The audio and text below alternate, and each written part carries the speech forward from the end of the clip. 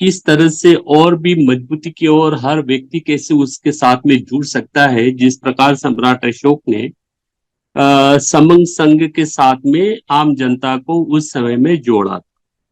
इस दृष्टिकोण को मद्देनजर रखते हुए अपनी बात को मैं यहाँ रखूंगा।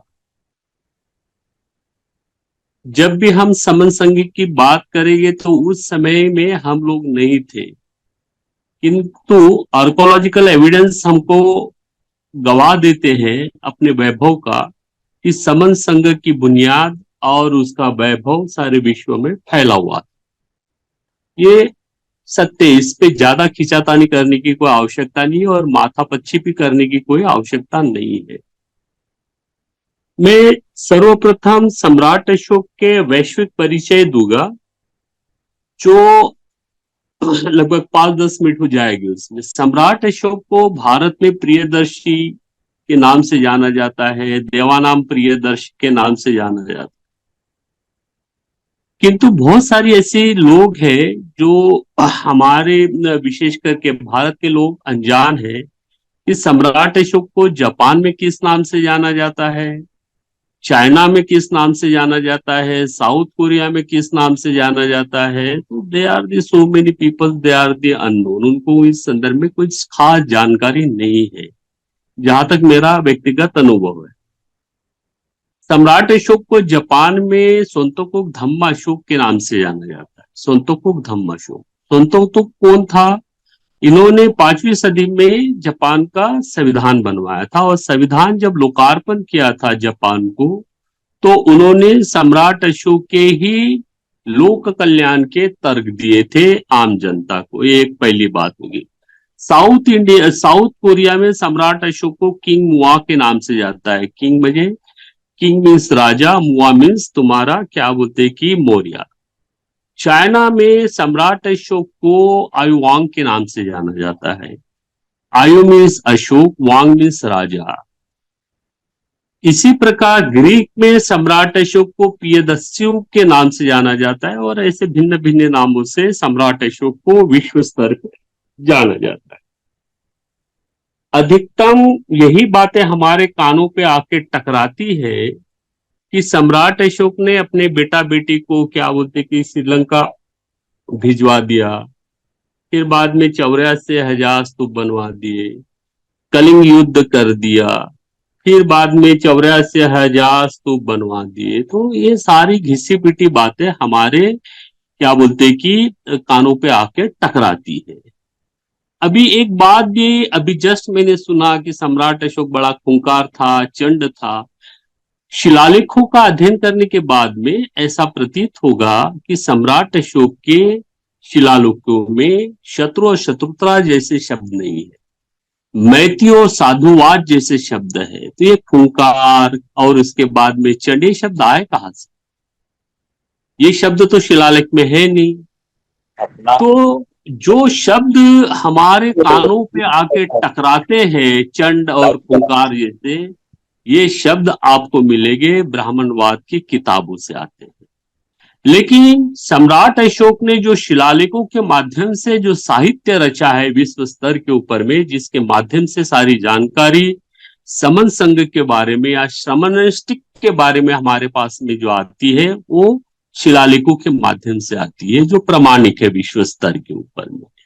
इन शिलालेखों के ऊपर में सम्राट अशोक को प्रियदर्शी के नाम से जाना जाता है, देवानाम प्रियदर्शी के नाम से जाना जाता है। फिर ये चंड आया कहां से? Who said? कौन, किसने कहा? ये ब्राह्मणवादी किताबों में से आता है चंड शब्द। चंड याना क्या? जो चंड, जैसे हम बोलते कि ये बच्चा सुनता नहीं, बड़ा चंड है, दैट इज द चंड। ये चंड ब्राह्मणों ने अशोक के लिए क्यों शब्द प्रयोग किया? क्योंकि सम्राट अशोक ने ब्राह्मणों को अपने वश में रखा था। बैठ तो बैठ और उठ तो उठ, बैठ तो बैठ और उठ तो उठ, अपनी जबान और अपना दिमाग नहीं चलाया ना। इसलिए ब्राह्मणों ने सम्राट अशोक के लिए चंड शब्द प्रयोग किया, लेकिन आम जनता ने, आम प्रजा ने उनको देवानाम प्रियदर्शी ये शब्द से उद्घोषित किया। ये बात पूरी तरह से क्लियर है। अभी अगर सम्राट अशोक के समय की सामाजिक स्थितियों को अगर हम देखते हैं तो ब्राह्मणों के सभी जो जितने भी कर्म कांड थे इसके ऊपर में पाबंदी लगाई थी। ये बात बिल्कुल सत्य है, उनकी शिलालेखों में लिखी हुई है। इस पे भी ज्यादा खिंचातानी करने की जरूरत नहीं है। बाबा साहब का एक बुक है क्रांति प्रतिक्रांति। बाबा साहब अपने क्रांति प्रतिक्रांति इस किताब में पुष्ट क्रमांक 147 जो भारत सरकार द्वारा प्रकाशित हुई है, इस किताब में वो कहते हैं कि सम्राट अशोक के काल में ब्राह्मण वर्ग ये पददलित की तरह था, है ना। उनका कोई समाज के ऊपर में किसी प्रकार का ब्राह्मणों का क्या बोलते कि प्रभाव नहीं था। ये सिर्फ बात बाबा साहब ही नहीं कहते हैं, बल्कि यही बात भांडारकर भी अपने अशोक नाम की रिसर्च के बुक में वो ये सारी चीजें कहते हैं। और आज उस समय में वो पददलित की तरह थे, आज उल्टा है, आज उल्टा है। तो सामाजिक स्थितियों में अगर देखा जाए तो शिलालेखों के ऊपर में सम्राट अशोक के शिलालेखों में जातियों का कहीं पे भी उल्लेख नहीं है। 14-15 शिलालेख है, बहुत बड़ी, हार्डली अगर देखा जाए वो किताब तो मुझे लगता है कि 50-60 पेजेस की भी हो सकती है। इतना पढ़ने के लिए ज्यादा समय नहीं लगता है मनुष्य को, सिर्फ हमारी इच्छा होनी चाहिए कि हमको स्टडी क्या करनी है। तो सम्राट अशोक के शिलालेखों के ऊपर में अगर देखा जाए तो जातियों का उल्लेख नहीं है, संप्रदाय ये शब्द पाया जाता है। सम्राट अशोक के शिलालेखों के ऊपर में विशेष करके 2 ही शब्द हमको मिलते हैं, 3 शब्द मिलते हैं, 3 शब्द। एक शब्द मिलता है धम्म, दूसरा शब्द मिलता है संप्रदाय, और तीसरा शब्द मिलता है समन। ये तो खुली किताब है, 2500 मुझे लगता है 2300-2400 साल पुरानी वो किताब है जो पत्थरों के माध्यम से आज भी खड़ी है और उसमें लिपिबद्ध है, पूरा उकेरा हुआ है। धम्म और संप्रदाय, जैसे एक बहन ने बहुत सुंदर उदाहरण दिया कि बौद्ध धर्म कभी होता नहीं, मुस्लिम धर्म कभी होता नहीं, सिख धर्म कभी होता नहीं। धर्म मीन्स या धम्म मीन्स लॉ ऑफ नेचर, कुदरत का कानून, विश्व का विधान। आज से हजारों करोड़ों साल पहले अग्नि का स्वभाव जलना और जलाना था, आज भी है, हजारों करोड़ों साल बाद में भी इसी अग्नि का स्वभाव यह रहेगा, ये लॉ ऑफ नेचर। इसी प्रकार जो कोई मनुष्य अपने मन में किसी प्रकार का राग द्वेष ईर्ष्या निर्माण करेगा वो दुखी हो गया, संतापित होगा। लॉ ऑफ नेचर, अमेरिकन हो या तुम्हारा क्या बोलते कि इंडियन हो, कोई भी हो। तो बुद्ध ने इसको मीन्स समन संस्कृति में या समनों में लॉ ऑफ नेचर को धम्म कहा गया है, जो पूरे विश्व के लिए क्या बोलते कि एक समान होता है। इसलिए उस समय में समन संस्कृति बोलो या समन विचारधारा बोलो, ये पूरे विश्व में फैल गई, पूरे विश्व में फैल गई। तो ये एक चीज हो गई, उसके अंदर में धम्म की बात होगी। अभी संप्रदाय के ऊपर में आते हैं। संप्रदाय क्या होता है, उस समय में 4 संप्रदाय हुआ करते थे। एक हुआ करता था शमन, मीन जो हम अभी जो मूवमेंट हम मिशन जो चला रहे हैं, श्रमण मिशन, वो एक मिशन था। उसके बाद में ब्राह्मणों का एक मिशन था, फिर न्योग्रोतो जो जैन मुनि थे उनका अपना एक मिशन था, और आजीवकों का अपना एक मिशन था। ये 4 प्रमुख संप्रदाय थे। इसको इन सारे विचार प्रभार को मीन्स ये जो विचार थे इनके संप्रदाय मीन्स विचार प्रवाह, कि भाई इस संप्रदाय का ये विचार प्रवाह, जैनियों का ये विचार प्रवाह, श्रमणों का ये विचार प्रवाह, उसके बाद में आजीवकों का ये विचार प्रवाह। अब वैदिक जिसको ब्राह्मण बोला जाता है, बमन बोला जाता है, वमन बोला जाता है, जो शब्द देना है दीजिए, जिस तराजू में शब्दों को तोलना है उसको तोलिएगा, वो स्वतंत्र राइट्स से हमारे। इस इज ए विचार प्रवाह, इससे धर्म से कोई लेन देन नहीं है, समन संस्कृति कोई लेन देन नहीं है। समन संस्कृति that is the law of nature, विश्व का विधान, पूरे विश्व में जो फैली है समन संस्कृति, उसका मूल आधार है कुदरत का कानून, निसर्ग के नियम। ये लंबा सब्जेक्ट है।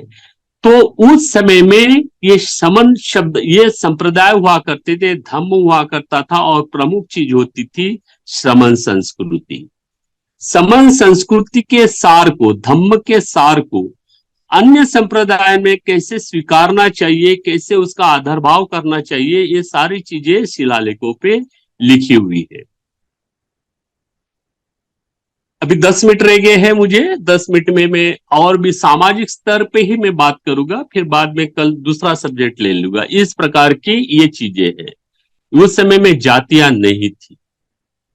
ये बात बाबा साहब भी अपनी किताब क्रांति प्रतिक्रांति 171 पेज के ऊपर में लिख बताए हम लोगों को कि मौर्य काल में सामूहिक विवाह हुआ करते थे, सामूहिक भोजन हुआ करते थे, और महिला और पुरुष किसी से भी विवाह कर सकती थी। इसका यह अर्थ हो गया कि उस समय में जातियां नहीं थी, जैसे आज वर्तमान में एक कम्युनिटी, एक जाति अपने ही क्या बोलते कि समाज में या कम्युनिटी में वो विवाह करती। क्यों करती है? क्योंकि जातियों का बंधन है।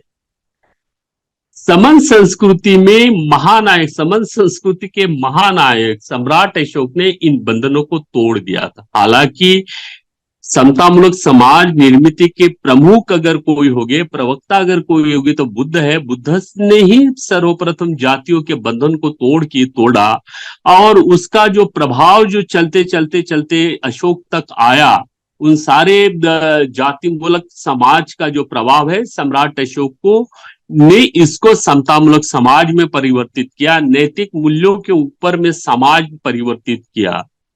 सांस्कृतिक परिवर्तन की, सांस्कृतिक क्या बोलते कि परिवर्तन ही सामाजिक परिवर्तन की आधारशिला है। अगर कोई बोलेगा कि मुझे सामाजिक परिवर्तन करना है, तो किस आधार पे करोगे? भारत का इतिहास को अगर टटोलते हैं, तो यहाँ पे भिन्न भिन्न प्रकार के संप्रदाय के लोग रहते हैं। उनके आचार विचार, उनके खान पान, उनका तेज त्योहार, उनकी वेशभूषा, ये भिन्न भिन्न है, भिन्न भिन्न है। सम्राट अशोक ने इनको, जो निसर्ग के नियम है, चाहे वो बुद्ध की शील हो, शील समाधि प्रज्ञा हो, या अन्य जो भी बड़े बड़े नाम देना है तो दे सकते, इस आधार पे उन्होंने हर समाज के व्यक्ति को साथ में जोड़ा, और समतामूलक और सामाजिक और आर्थिक समतामूलक समाज की निर्मित की। आज के विषय में मुझे लगता है कि जो बात है सामाजिक स्तर की, कि सम्राट अशोक का जो प्रबुद्ध भारत था, या समनिक भारत था, विशाल समनिक भारत था, वो जातिहीन था। ये बात पूरी तरह से क्लियर है। जब समन संस्कृति के आधार पर सम्राट अशोक जाति मुक्त भारत निर्माण कर सकता है, तो निश्चित रूप से समन संस्कृति के आधार पे वर्तमान जो भारत जाति आधारित है, वो जातिहीन होगा। अगर प्राचीन काल में जाति मुक्त भारत नहीं होता, तो फिर हमें आशा करना बेईमानी होगी कि भारत कभी भी जाति मुक्त नहीं होगा। किंतु हमारे पास में जो प्रमाण मिलते हैं, आर्कोलॉजिकल एविडेंस जो मिलते हैं, उन आर्कोलॉजिकल एविडेंस के आधार पे हम, और बाबा साहब की किताब में, भांडारकर की किताब में, और भी बहुत सारी किताबों में ये सारे प्रमाण हमको मिलते हैं कि समन जो साम्राज्य था, समनों का जो साम्राज्य था, स्पेशली नाउ दी क्या बोलते कि फर्स्ट सेंचुरी एडी तक, मीन्स कनिष्क तक हम आते हैं, उसके बाद में थोड़ा सी गड़बड़ी हो जाती है, लेकिन उतना प्रभाव जातियों का नहीं चलता। जातियों के बंधन और जातिवाद और अनटचेबिलिटी ये 7वीं सदी के बाद में आती है। मैं उधर नहीं लेके जाऊंगा, मैं उधर अशोक की तरफ ही आऊंगा। तो ये बात निश्चित है कि समन शासन सामाजिक स्तर पे ये पूरी तरह से जाति मुक्त था, मीन्स समतामूलक भारत था, समतामूलक समन साम्राज्य था। तो वर्तमान भारत भी इसी समन संस्कृति के आधार पे, या समन क्या बोलते कि विचारधारा के आधार में वर्तमान भारत भी जातिहीन बनेगा। अभी इसका मैकेनिज्म क्या होगा? सम्राट अशोक ने समतामूलक समाज निर्मित के लिए कौन सा मैकेनिज्म निर्माण किया? देखिए, वर्तमान में भारत में बहुत सारी समस्या है। आरक्षण की समस्या है, शिक्षा की समस्या है, आर्थिक क्या बोलते कि विषमता की समता है, हर चीज की समता है। उसके बारे में मैं अवेयर हूं, मैं सब जानता हूं। मेरे सामने में एक ही प्रश्न है कि ये सारी समस्याओं की जड़ है जाति। इन सारी समस्याओं की जड़ है जाति। सामाजिक स्तर के ऊपर में जातियों का मुक्त हो जाता, भारत अगर जाति मुक्त हो जाता है और कोई गरीब और अमीर भी रहता है, तब भी वो व्यक्ति सामाजिक स्तर पे क्या बोलते हैं कि आत्मनिर्भर और आत्मसम्मान के साथ में जी पाएगा। आज हमारे को चाहे जो पिछड़ी जाति हो या क्या बोलते कि अनटचेबल हो या जो भी है, जाति का जो है उतना मुझे ये नहीं है। तो जातियों से जो पीड़ित लोग हैं, ये मुख्य समस्या है। इस पीड़ा से जो व्यक्ति मुक्त हो जाएगा, फिर वो गरीब भी रहेगा या अमीर भी रहेगा, लेकिन वो स्वाभिमान के साथ में इस धरती के ऊपर में, भारत धरती के ऊपर में अपने पैर को और अपने जीवन को बहुत सुंदरता के साथ में, बहुत समतामूलक का साथ में वो जी पाएगा। इसलिए हमें ध्यान देना पड़ेगा सर्वप्रथम कि समतामूलक समाज निर्मित के लिए समन संस्कृति का मैकेनिज्म क्या होगा। हम मैकेनिज्म को जब डेवलप करेंगे, और महानायक सम्राट अशोक ने और बुद्ध ने, या बुद्ध के पहले ही जो लोग रहे होंगे, तो मैं उसके पहले उनके पीछे नहीं जाऊंगा, मैं बुद्ध से ही आऊंगा समन संस्कृति को लेके। तो उनका क्या मैकेनिज्म रहा, उस मैकेनिज्म को लेके हमको सजग होना पड़ेगा और कुछ कार्य भी हमको करना पड़ेगा। सम्राट अशोक के समय में सामाजिक स्थिति कैसे रही, इसका मैं जो संक्षिप्त में आपको जो कहना था मैंने आपको कह दिया। कलिंग वार को लेके बात होती है, अरे भैया कलिंग वार तो हुआ, उन्होंने तो धौली के शिलालेख में लिखा हुआ है, कौन सी नई बात हमको बता रहे हैं इतिहास में। प्रश्न ऐसा है कि कलिंग वार करने की आवश्यकता क्या थी, कलिंग युद्ध करने की आवश्यकता क्या थी, that is the more importance, ये सबसे ज्यादा महत्वपूर्ण है। कलिंग वार का कारण कोई नहीं बताता। हाँ, कलिंग वार हुआ, लाखों मरे, उसको शब्द भी गाड़ दिया है ना, एक शब्द भी दिया, नरसंहार कर दिया सम्राट। अरे भैया, कल अगर इंडिया और पाकिस्तान का अगर युद्ध हो जाएगा तो क्या इंडिया वाले उनको बोलेंगे कि पाकिस्तान ने क्या बोलते कि नरसंहार किया? ये फालतू की बातें हैं। युद्ध हो गया, युद्ध में शहीद हो गए, मर गए लोग, विषय खत्म। नरसंहार किया, ये शब्द तो पूर्णतः बिल्कुल सम्राट अशोक को बदनाम करने के लिए है, संकल्प पूर्ण बदनाम करने के लिए ये शब्द का प्रयोग किया गया साहित्य में, इतिहास। मेरा एक ही क्वेश्चन है इतिहासकारों को कि कलिंग युद्ध करने का मूल कारण क्या था, कोई नहीं बताता। एक दास है, बहुत बड़े रिसर्चर हुए वेस्ट बंगाल के, वो अपनी किताब में लिखते हैं, पेपर में लिखते हैं कि मगध को लग के कोई समुंदर नहीं है। मगध मीन्स आज का बिहार। बिहार के व्यापारियों को अपना अगर हेवी माल अगर इंटरनेशनल लेवल पे अगर भेजना पड़ेगा तो बंगाल की खाड़ी कलकत्ता जाना पड़ेगा या सीधा तुम्हारा भुवनेश्वर जाना पड़ेगा, क्योंकि समुद्र उधर लगी हुई है। समुद्र की जो किनारी पट्टी है जो वो उधर लगी है। तो कलिंगे उस समय में क्या करते थे कि मगध के व्यापारियों का माल लूट लेते थे, जिससे मगध को राजस्व की बहुत बड़ी हानि हुआ करती। बात चर्चाओं से नहीं संभल पाई तो अंततः सम्राट अशोक को मजबूरन होते हुए वो कलिंग युद्ध करना पड़ा। ये कार्य सिर्फ सम्राट अशोक ने नहीं किया था, उसके जो नाना थे चंद्रगुप्त मौर्य, उन्होंने भी यही काम किया, लेकिन सफलता सम्राट अशोक को मिली। लेकिन कलिंग युद्ध जीतने के बाद में, कलिंग को वार होने के बाद में, उसको पराजित करने के बाद में भी सम्राट अशोक ने कलिंग को स्वतंत्र राज्य घोषित किया और ये भी कहा कि आप 1000 गुना करोगे तो भी मैं तुमको माफ करूंगा। इससे साफ जाहिर होता है कि सम्राट अशोक की कतई मंशा नहीं थी साम्राज्य विस्तार की। ये बात पूरी तरह से क्लियर है। अभी इसमें भी ज्यादा खींचातानी करना है तो आप रिसर्च कर सकते हैं, जिसको आवश्यकता है।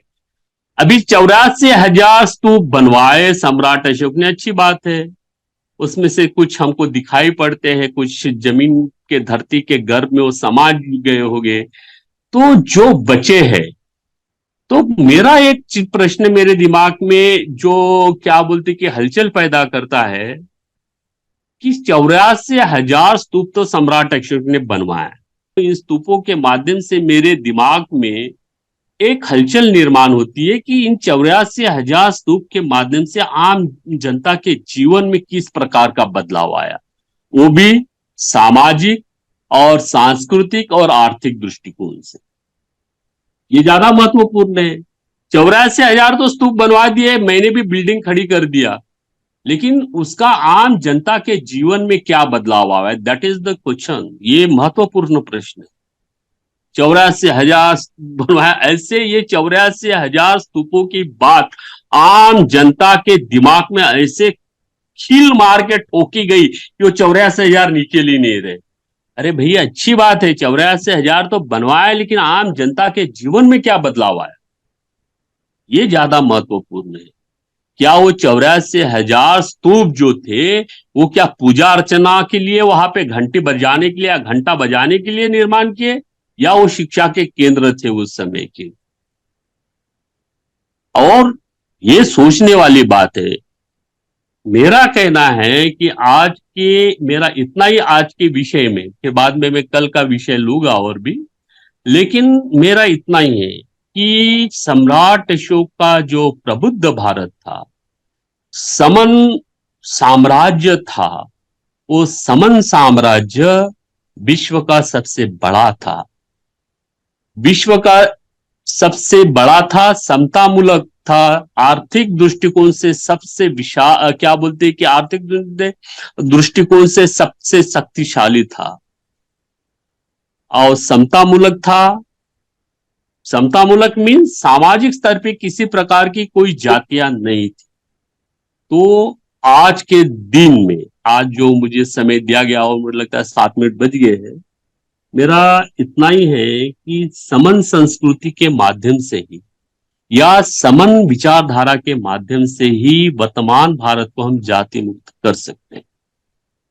सिर्फ हमारा मैकेनिज्म क्या रहेगा, हमारी सिस्टम क्या डेवलप होगी, और सम्राट अशोक ने समतामूलक भारत निर्माण करने के लिए समन्वित साम्राज्य क्या साम्राज्य स्थापित करने के लिए किस प्रकार की योजनाओं को उन्होंने क्रियान्वित किया, उस दिशा में अगर हम चलते हैं तो निश्चित रूप से हमारा जो पिछले, मुझे लगता है कि काफी दिनों से जो समन संघ काम कर रहा है, तो उस दिशा में हम चलते तो निश्चित रूप से समन संघ जो है सफलता की शिखरावली तक वो पहुंच जाएगा।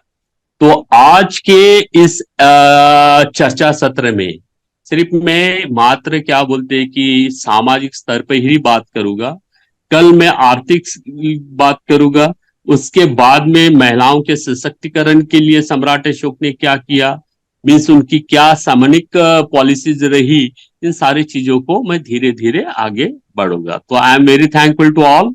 मैं धन्यवाद, आपने बड़े शांति के साथ में सुना है। डॉक्टर सत्यजी सर, क्योंकि क्या है कि हम ना एक तरफा बात सुनते हैं और जब तक चर्चा नहीं करते तो बात पक्की नहीं होती।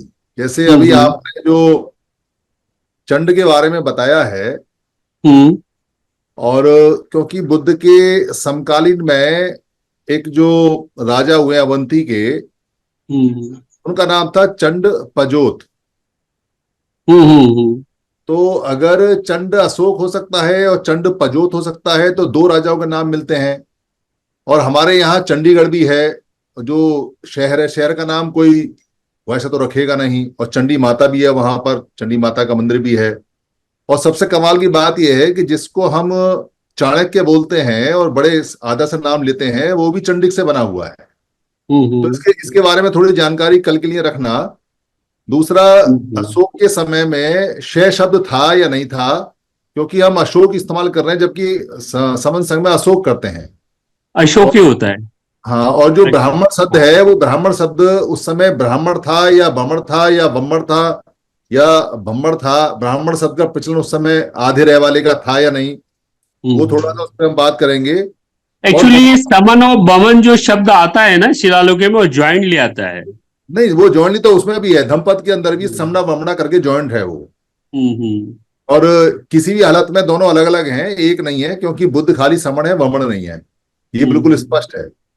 और वमनों का उस समय का जो सिनेरियो है, जो उनकी स्टेटस है, जो उनका काम है और जो उनकी आबादी है, और वमन खाली एक ही तरह का नहीं है। वमन उस समय कितने प्रकार का था और कहाँ कहाँ स्थित था, इसका अगर कुछ जानकारी मिले तो वो भी देना। और इसके हम्म। अलावा जो अशोक के जो 16 महाजनपद थे जो उसने बनाए, उन सारे महाजनपदों को इकट्ठा करके क्या बोला गया था, अशोक उनको क्या हम्म। बोलते थे, और जब हमारे लोग बाहर जाते थे तो अपने 16 जनपदों को इकट्ठा जो होता था उसको क्या बोलते थे, क्या नाम देते थे उसको। नहीं, ये संपूर्ण जानकारी जो भी आपने क्वेश्चंस आपने अभी रखे हैं, और कल मैं नहीं, इसको मैं क्लियर करूंगा। थोड़े क्वेश्चन और बता दूं आपको, क्योंकि हम लगातार क्वेश्चन करते रहेंगे, हमें आपसे बहुत कुछ सीखना है। अशोक के समय महाभारत, गीता, रामायण, पुराण, उपनिषद, श्रुति, स्मृति, इनकी क्या पोजीशन थी, और मुख्य काम हमारे लोगों का उस समय अशोक के समय क्या था, और वहां जो वर्ण व्यवस्था है, वर्ण व्यवस्था की अशोक के काल में क्या पोजीशन थी। अभी हम सवाल और भी आपसे करेंगे, ये कल के लिए सवाल है, क्योंकि कल हम इन पर बात करेंगे और आपसे। इन सारे सवालों के जवाब या ये सारी बातें जो है, मेरी एक बुक है, सम्राट अशोक और उनका स्वर्णिम प्रबुद्ध भारत, पब्लिश बाय दी, क्या बोलते हैं उनका नाम, वो दिल्ली के पब्लिशर है, क्या नाम उनका, सम्यक प्रकाशन ने किया है। ये सारी चीजें उसमें डिटेल से with references archaeological also the text books. नहीं, बुक तो मैं पढ़ लूंगा, बुक में तो कोई दिक्कत नहीं, मैं लेकिन कल बना लूंगा, पर मैं मैं चाहता तब हूं भी कि आपने आप। आपने जो जिम्मेदारी दिया है और जो कहा है, उन सारे प्रश्नों को मैं नोट डाउन किया है, हाँ, और मैं उसको अपने हिसाब से धीरे धीरे धीरे धीरे उसको मैं क्लियर कर दूंगा। बिल्कुल बिल्कुल, क्योंकि कल जो आप बताएंगे उसमें हम कुछ और प्रश्न निकालेंगे, परसों कुछ जी और जी जी। निकालेंगे, इससे हमारे लोग ना अशोक के बारे में सारे ट्रेंड हो जाएंगे। जी जी, थैंक यू। ठीक है सर, बहुत बहुत धन्यवाद। और किसी को भी कोई प्रश्न रखना है तो जरूर रखें। राजेश आख्या बहन जी का हैंड रेज है। जी सर, संगम नमामि, संगम नमामि सर। जी बहन जी। आवाज आ रही है सर? हाँ, हाँ, आवाज तो आ आ रही रही है। आ रही। जी सर, जी सर। मैं ये कहना चाह रही थी सर कि राजस्थान के अंदर जिला झालावाड़ में कोलवी की गुफाएं हैं। मैं जाके आया हूँ वहां से, जी सर, हाँ। तो ऑलरेडी आई वहां पर, विजिटेड। जी सर, तो मैं सर ये कहना चाह रही हूँ कि जो आपने अभी एक प्रश्न किया ना कि सम्राट अशोक महान ने जो स्तूप बनाए, उनका उद्देश्य क्या था? केवल घंटी बजाना था या क्या था, मतलब? तो सर, मैं कोलवी की गुफाएं जाके आई हूँ 2 बार, मैंने बहुत अच्छे से उनका निरीक्षण किया है। तो वहां पर ध्यान कक्ष भी बने हुए हैं। तो अध्ययन अध्यापन का कार्य इम्पोर्टेंट है सर, क्योंकि मैं समझती हूँ कि उस समय केवल जो हमारे भिक्खु थे वही घर घर जाके शिक्षा देने का काम करते थे, और जो निःशुल्क शिक्षा का जो आज देखिए वर्तमान। बहन जी, मैं आपको इतना ही करूंगा, कोहली की गुफाओं को मैं ऑलरेडी 2 बार मैं विजिट कर नहीं नहीं चुका सर, हूँ। मेरी बात, एक मिनट, मेरी बात पूरी होने दीजिएगा सर। क्षमा चाहूंगी, मैं अपनी बात ये कहना चाह रही हूँ सर कि उनका उनका जो स्तूपों का जो मकसद है वो केवल ऐसा नहीं है कि केवल हम घंटी बजाएंगे या उनकी पूजा पाठ करेंगे। निश्चित रूप से जो हमारे भिक्षु संघ है, भिक्षुणी संघ है, उनका जो मेन मकसद था वो चारिका करके समाज के बीच में जाते थे और लोगों को शिक्षित करते थे।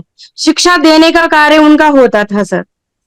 तो वो पूरा एक समुदाय जो तथागत गौतम बुद्ध की शिक्षाओं के लिए समर्पित था, चीवर लेकर के पूरी तरह से।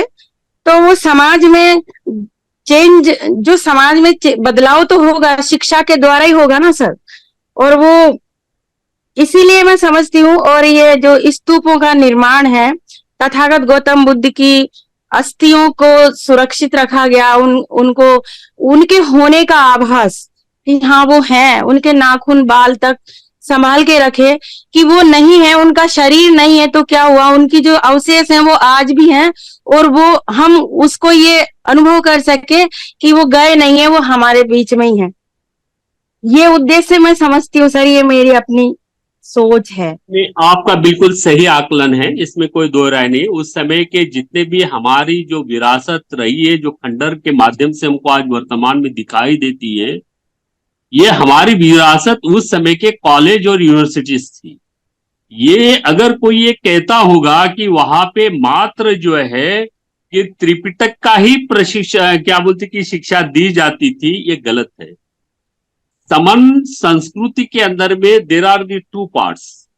एक है बुद्ध की शिक्षा, लेकिन उसके साथ में बुद्ध ने 18 शिल्प भी पढ़ाए। आप इसको क्यों भूले? भगवान बुद्ध स्वयं मेडिकल डॉक्टर भी थे। उन्होंने औषधि, वो विनय पिटक में बहुत सारी औषधियों का भी उन्होंने ये किया है। तो ये सारी शिक्षा कहाँ पे दी जाती थी? हमारे स्तूपों में भी दी जाती थी।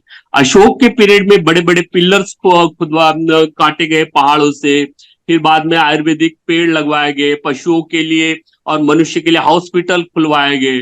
ये शिक्षा कहाँ से दी गई?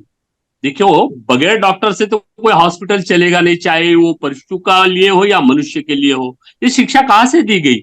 हमारे जो स्तूपास दिखते आज, जो हमारे को खंडर के माध्यम से जो विरासत दिखती है, यहां से दी जाती है।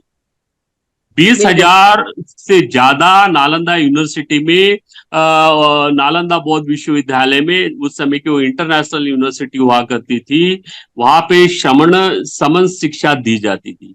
तो वहां पे सिर्फ मात्र त्रिपिटक नहीं पढ़ाया जाता था, वहां पे सभी प्रकार के शिल्प पढ़ाए जाते। शिल्प मीन्स सब्जेक्ट, आज का वर्तमान शब्द हो गया सब्जेक्ट, विषय। उस समय का क्या था? शिल्प बोला करते थे इसके।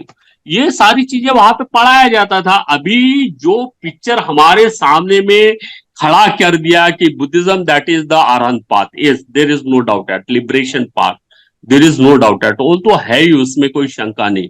बट आल्सो कि बुद्धिज्म जो है एक सामाजिक और आर्थिक भी है, जो हमारी सामान्य संस्कृतियों को मजबूती की ओर लेके जाता है। ये बहुत लंबा विषय है और इसको मैं धीरे धीरे धीरे धीरे शॉर्ट पीरियड में मैं आगे इसको बढ़ाऊंगा। कैसे कौन से सब्जेक्ट पढ़ाए जाते थे, किस प्रकार से उस समय में शिक्षा का ग्रोथ कितना था, हायर एजुकेटेड लोग कितने थे, उसके बाद में क्राइम कितना था, नैतिक मूल्यों के आधार पे हमारे जितने भी जो बिहार जैसे कोहली का आपने उदाहरण लिया, इस प्रकार की जितनी भी हमारी विरासत है, धरोहर है, यहाँ पे नैतिक मूल्यों के आधार पे शिक्षा दी जाती थी। आज वर्तमान में जो हमारे को शिक्षा पढ़ाए जाते थे, वहां पे नैतिक मूल्य नहीं है। तो जहां पे नैतिक मूल्य है ही नहीं, तो वहां पे आप किस आधार पे करोगे ये आशा करोगे कि समतामूलक समाज का निर्माण होगा? चरित्रवान मनुष्य निर्मित के बगैर समतामूलक समाज की निर्मित नहीं हो सकती। ये समन संस्कृति का आधार है। समतामूलक समाज अगर निर्मित हमको करना है, तो समन संस्कृति का मूल आधार है मॉरलिटी, यूनिवर्सल मॉरलिटी। ये सारी चीजें हैं। तो एनीवे 10 बज गया है और अभी आप कंटिन्यू कर दीजिए। मैं बाकी का जो कुछ प्रश्न वगैरह मैं कल आपको